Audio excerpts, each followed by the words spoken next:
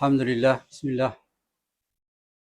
Kita berada pada 2 Ramadan dan kita berhadapan dengan janji baginda sallallahu alaihi wasallam dan janji daripada Allah Subhanahu wa taala.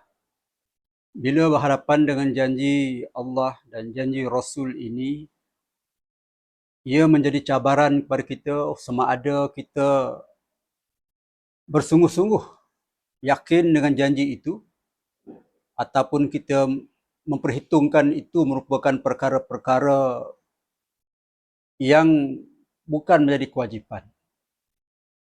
Baginda sallallahu alaihi wasallam menyebut, man tatawwa'a bi khaslatin min khisalil khair kana kaman adda faridatan fi ma siwa wa man adda faridatan kana kaman adda sab'ina faridatan fi ma siwahu. Baginda janji kebaikan yang diberikan kepada orang yang bertakwa di bulan Ramadan.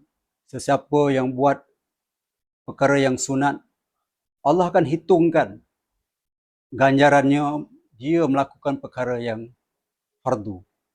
Dan sesiapa yang buat benda yang fardu, tunaikan benda yang fardu, Allah memberikan tawaran menggandakan kebaikannya dengan sab'ina faridatan, dengan 70 kali ganda kebaikan amalan fardu.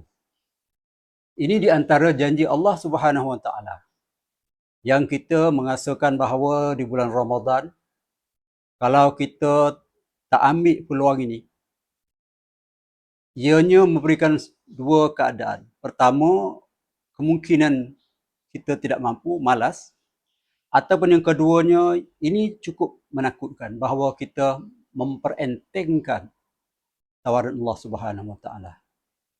Mudah-mudahan kita berikan kekuatan untuk terus mengambil peluang ini dan kita bertemu lagi insya-Allah besok Ramadan yang ketiga. Wallahu a'lam.